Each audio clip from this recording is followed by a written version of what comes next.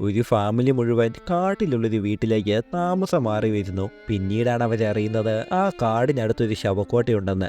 ഈ ശവക്കോട്ടയിലാണെങ്കിലോ മരണപ്പെട്ട മൃഗങ്ങളെ കുഴിച്ചിട്ടാൽ അത് ജീവനോടെയും വരുമായിരുന്നു. പക്ഷേ മനുഷ്യനെ കുഴിച്ചിട്ടാൽ അവർ ജീവനോടെ വരുമോ? പക്ഷേ ആ ജീവനോടെ വന്നവർ അവർ തന്നെയാണോ? ആ ശവക്കോട്ടയുടെ അപ്പുറത്ത് എന്തൊക്കെയോ നിഗൂഢതയും ഉണ്ടായിരുന്നു. പിന്നീട് എന്തൊക്കെയായിരിക്കും നടന്നിട്ടുണ്ടാകുക? അപ്പോൾ പറഞ്ഞു വന്നത് 2019 ഇറങ്ങിയ പെറ്റ് സെമിറ്ററി എന്ന മൂവിയെ പറ്റിയാണ്.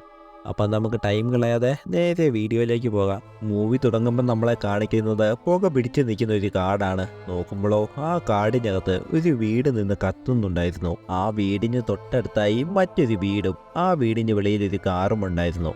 അതോടൊപ്പം തന്നെ ആ വണ്ടിയിൽ നിന്നുള്ള ബ്ലഡ് വീട് വരെ എത്തുന്നുമുണ്ടായിരുന്നു. മൊത്തത്തിൽ എന്തൊക്കെയോ നിഗൂഢമായിട്ടായിരുന്നു ഉണ്ടായിരുന്നത്. പിന്നീട് നമ്മളെ കാണിക്കുന്നത് ഫ്ലാഷ് ബാക്കാണ്. കുറേ നാളുകൾക്ക് മുമ്പ് എല്ലാ പടത്തിലും കാണുന്നത് പോലെ കാട്ടിലുള്ള വീട്ടിലേക്ക് ഒരു ഫാമിലി എത്തും. ആ ഫാമിലിയിലുള്ളതാണെങ്കിലോ ഡോക്ടറായിട്ടുള്ള മാർട്ടിനും വൈഫായിട്ടുള്ള റേച്ചറും 2 മക്കളുമാണ്. മകളായിട്ടുള്ള എലയും മകനായിട്ടുള്ള ടോമും. അതോടൊപ്പം തന്നെ ഇവർക്കൊരു പൂച്ചയും കൂടി ഉണ്ടായിരുന്നു. അങ്ങനെ എല്ലാവരും ആ വീട്ടിലേക്ക് എത്തി വീടിനകമെല്ലാം കയറി കാണും. പിറ്റേ ദിവസം മാർട്ടിൻ സ്കൂളിലേക്ക് പോകും.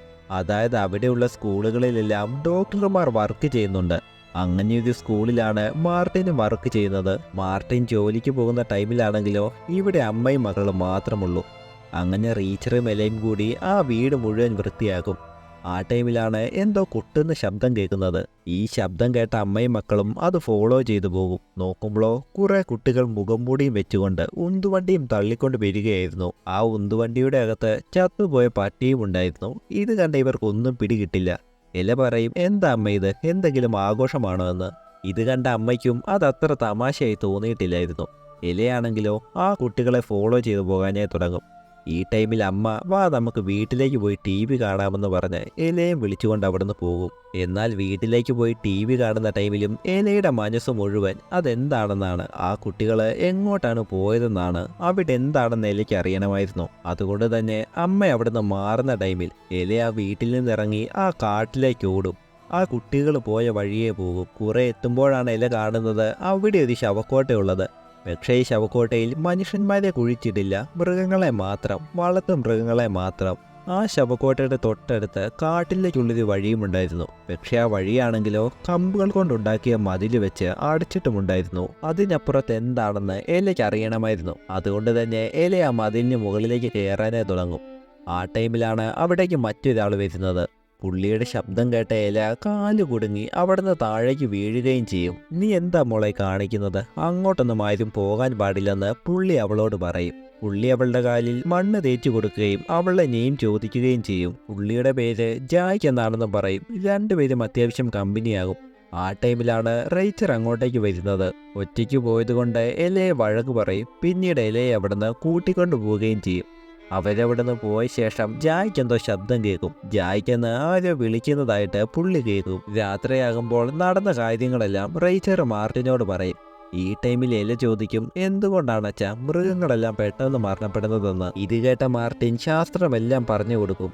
ആ ടൈമിലാണ് എല അമ്മയുടെ ചേച്ചിയെക്കുറിച്ചുള്ള കാര്യങ്ങളെല്ലാം ചോദിക്കുന്നത്. അതായത് റേച്ചറിന്റെ ചേച്ചിയുടെ മരണത്തെക്കുറിച്ച്.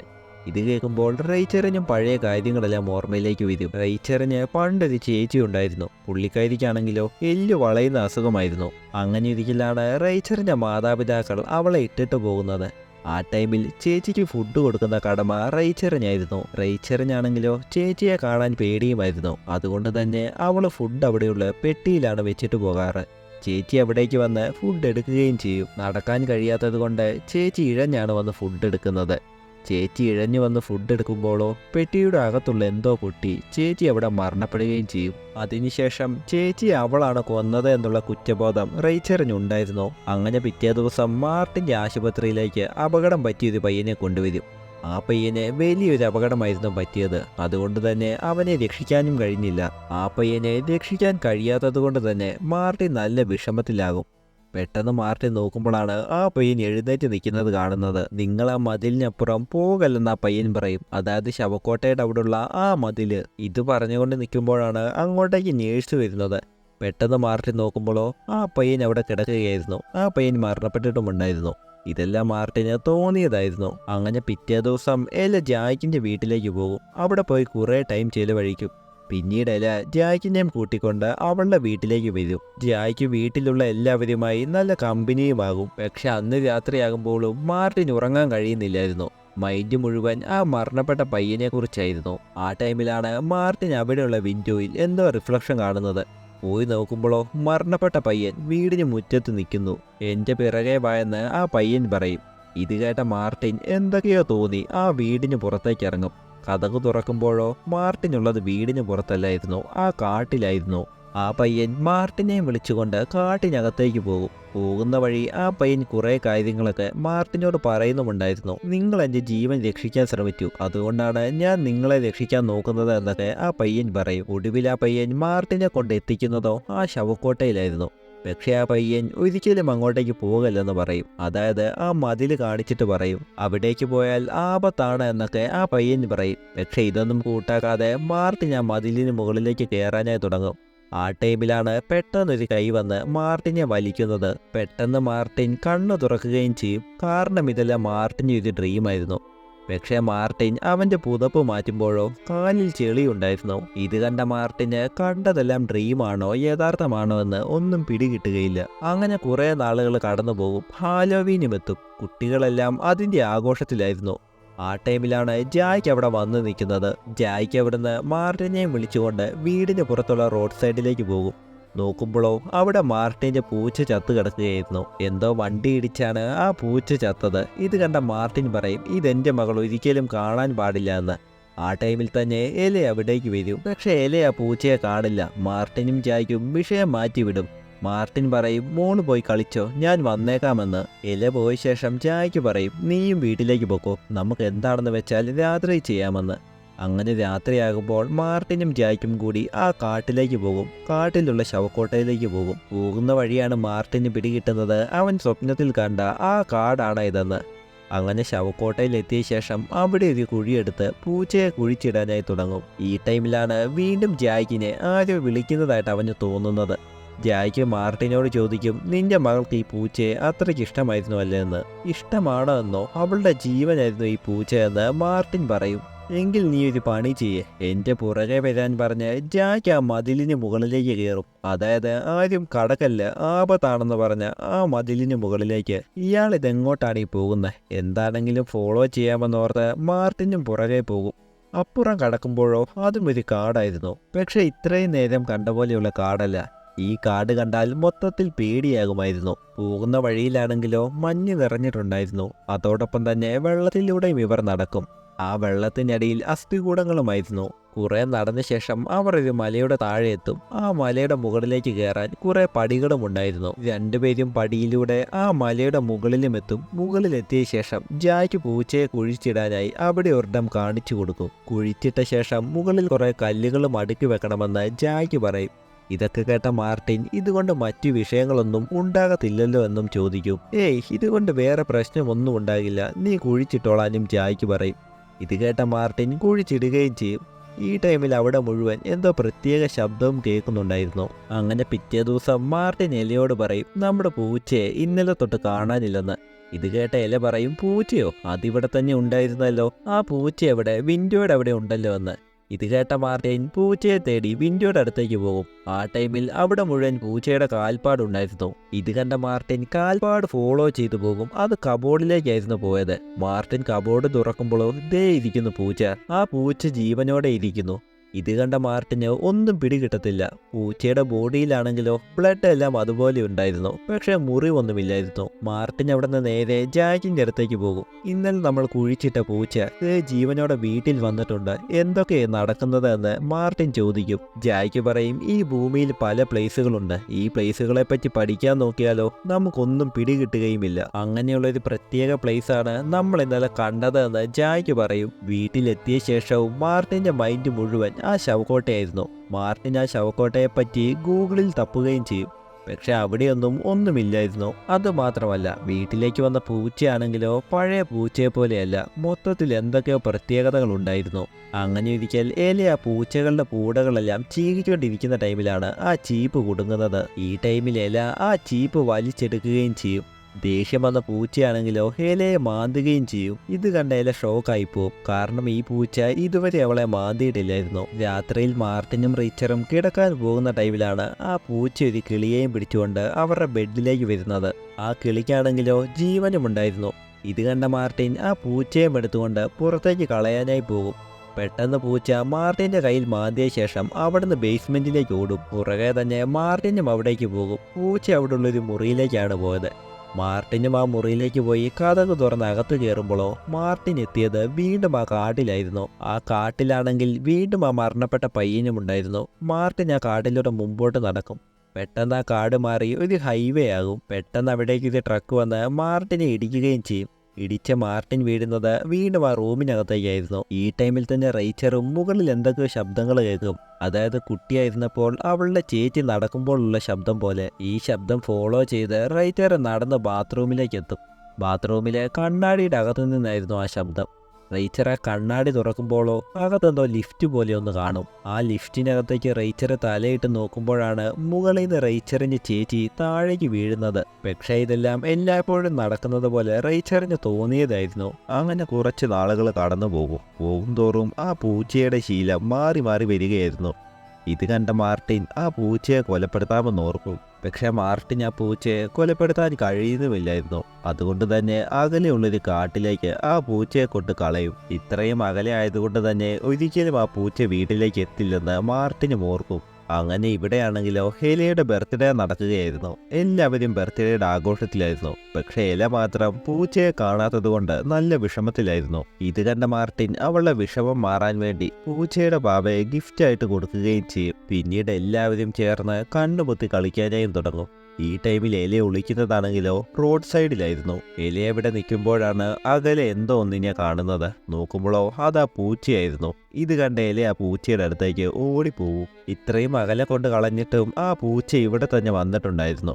ഈ ടൈമിലാണ് എല അവിടെ നിൽക്കുന്നത് ടോം കാണുന്നത്. ചേച്ചിയെ കണ്ട ടോം അവളുടെ അടുത്തേക്ക് പോകാനായി തുടങ്ങും. ആ ടൈമിലാണ് അവിടുന്ന് ഒരു ട്രക്കും ഇവിടേക്ക് വരുന്നത്. ട്രക്കിന്റെ ഡ്രൈവർ ആണെങ്കിൽ ഫോണും നോക്കിയാണ് വന്നതും. ഈ ടൈമിലാണ് ടോം അവിടെ നിൽക്കുന്നത് മാർട്ടിൻ കാണുന്നത്. ഇത് കണ്ട മാർട്ടിൻ അവിടെ ഓടി ടോമിനെ രക്ഷിക്കാനായി പോകും. വണ്ടി ഇടിക്കുന്നതിന് മുമ്പ് മാർട്ടിൻ എങ്ങനെയൊക്കെ ടോമിനെ അവിടെ നിന്ന് രക്ഷപ്പെടുത്തും. പെട്ടെന്ന് ഡ്രൈവർ വണ്ടി വെട്ടിക്കുന്നുമുണ്ടായിരുന്നു. അതുകൊണ്ട് തന്നെ വണ്ടിയുടെ ടാങ്ക് വണ്ടിയിൽ നിന്ന് ഇളകിപ്പോകും. ഈ ടൈമിലും എല റോഡിന് നടുക്ക് നിൽപ്പുണ്ടായിരുന്നു. വണ്ടിയുടെ ഇളകിപ്പോയ ടാങ്ക് പോകുന്നതാണെങ്കിലോ എലയുടെ നേരെ. ആ ടാങ്ക് എലയെ ഇടിച്ച് എല അവിടെ തന്നെ മരണപ്പെടുകയും ചെയ്യും. ഈ കാഴ്ച കണ്ട മാർട്ടിൻ മൊത്തത്തിൽ തകർന്നു പോകും. അങ്ങനെ പിന്നീട് എലയുടെ ബോഡി അടക്കവും ചെയ്യും. റൈച്ചറാണെങ്കിൽ ഇപ്പോഴും വിഷമത്തിലാണ്. അവൾക്ക് ആ ഷോക്ക് ഇപ്പോഴും മാറിയിട്ടില്ല. അതുകൊണ്ട് തന്നെ ആ വീട്ടിൽ നിന്ന് മാറി അവളുടെ വീട്ടിലേക്ക് അവൾ പോകാനായി തുടങ്ങും. ഈ ടൈമിൽ റൈച്ചർ മാർട്ടിനെയും വിളിക്കും. പക്ഷെ മാർട്ടിൻ റൈച്ചറിനോട് പൊയ്ക്കോളാൻ പറയും. കാരണം മാർട്ടിൻ ഒരു പ്ലാൻ ഉണ്ടായിരുന്നു. അത് വേറെ ഒന്നുമല്ല, ആ കാട്ടിലെ ശവക്കോട്ടയിൽ എലയുടെ ബോഡി കൊണ്ട് അടക്കണമെന്ന്. അങ്ങനെ രാത്രിയാകുമ്പോൾ മാർട്ടിൻ പള്ളിയിലെ ശവക്കോട്ടയിലേക്ക് പോകും. അവിടെയുള്ള എലയുടെ ബോഡി അവൻ കുഴിച്ചെടുക്കുകയും ചെയ്യും. അങ്ങനെ മാർട്ടിൻ എലയുടെ ബോഡിയും എടുത്തുകൊണ്ട് കാട്ടിലൂടെ നടക്കും. ഈ ടൈമിലെല്ലാം ആ മരണപ്പെട്ട പയ്യൻ അങ്ങോട്ടേക്ക് പോകല്ലെന്ന് പറയുന്നുമുണ്ട്. പക്ഷെ മാർട്ടിൻ ഇതൊന്നും കൂട്ടാക്കാതെ അവിടേക്ക് പോകും. എലയുടെ ബോഡി അവിടെ കുഴിച്ചിടുകയും ചെയ്യും. ഈ ടൈമിൽ എന്തോ പ്രത്യേക ശബ്ദം അവിടെ മുഴുവൻ കേൾക്കുന്നുണ്ടായിരുന്നു. പിന്നീട് മാർട്ടിൻ വീട്ടിലേക്ക് വന്ന് കിടക്കും. ഈ ടൈമിൽ എന്തോ ഒരു ശബ്ദം പുറത്ത് കേൾക്കും. മാർട്ടിൻ പുറത്തേക്ക് പോയി നോക്കുമ്പോഴോ അവിടെ ഒന്നുമില്ലായിരുന്നു.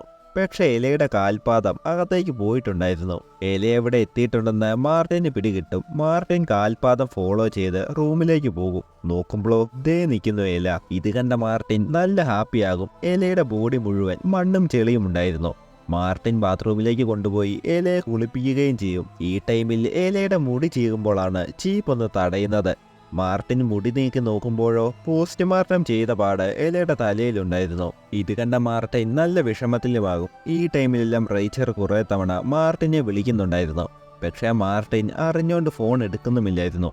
കാരണം എലയെക്കുറിച്ച് റൈച്ചർ അറിഞ്ഞാൽ അവൾ ശരിക്കും പേടിക്കുമെന്ന് മാർട്ടിൻ അറിയാമായിരുന്നു. പക്ഷേ ടെൻഷനായ റൈച്ചർ ആണെങ്കിലോ പിറ്റേ ദിവസം മാർട്ടിൻ്റെ അടുത്തേക്ക് പോകാനായും തുടങ്ങും. അതോടൊപ്പം തന്നെ ജാക്കിനെ വിളിച്ച് മാർട്ടിൻ വീട്ടിലുണ്ടോ എന്ന് നോക്കാമോ എന്ന് റൈച്ചർ ചോദിക്കും. ഈ ടൈമിൽ എലയാണെങ്കിലോ വീട്ടിൽ പാട്ടും വെച്ച് തുള്ളിച്ചാടുകയായിരുന്നു.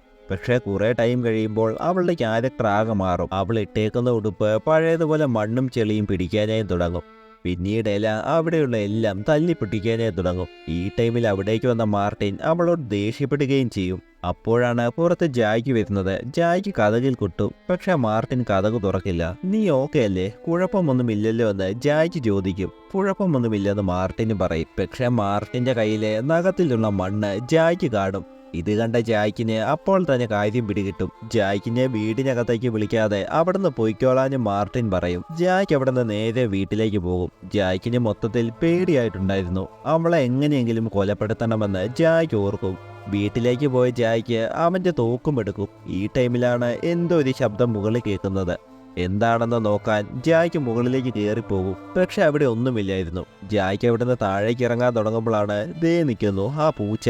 ഇത് കണ്ട ജായ്ക്ക് ഒന്ന് പേടിക്കുകയും ചെയ്യും. ആ ടൈമിലാണ് എലി അവിടുന്ന് കത്തിയുമായി വന്ന് ജായ്ക്കിന്റെ കാലിൽ കുത്തുന്നത്. പിന്നെ പറയണ്ടല്ലോ, ജായ്ക്കിനെ അവിടുന്ന് കുത്തി അവള് കൊലപ്പെടുത്തുകയും ചെയ്യും. ഇതേ ടൈം തന്നെ റൈച്ചറും ടോമും വീട്ടിലേക്ക് എത്തും. പെട്ടെന്ന് രണ്ടുപേരെയും കണ്ട മാർട്ടിൻ ഷോക്ക് ആകുകയും ചെയ്യും. ആ ടൈമിലാണ് അവിടേക്ക് എല എത്തുന്നത്. എലയെ കണ്ട റൈച്ചർ ആണെങ്കിലോ പെട്ടെന്ന് പേടിക്കുകയും ഷോക്ക് ആകുകയും ഒക്കെ ചെയ്യും. ആ ടൈമിലാണ് മാർട്ടിൻ പറയുന്നത് കാടിന് നടുക്കൊരു പ്ലേസ് ഉണ്ട്, അവിടെ ആരെ കുഴിച്ചിട്ടാലും ജീവനോടെ വരുമെന്ന്.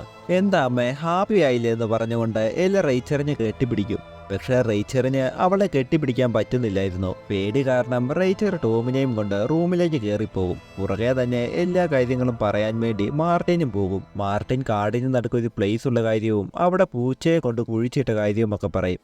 ഈ ടൈമിൽ റൈച്ചർ പറയും എന്നിട്ട് ആ പൂച്ചയുടെ ക്യാരക്ടർ മുഴുവൻ മാറിയിട്ടുണ്ടായിരുന്നല്ലോ എന്ന്. ഇത് കേട്ട മാർട്ടിൻ പറയും പക്ഷെ ഇത് നമ്മുടെ മോളല്ലേ എന്ന്.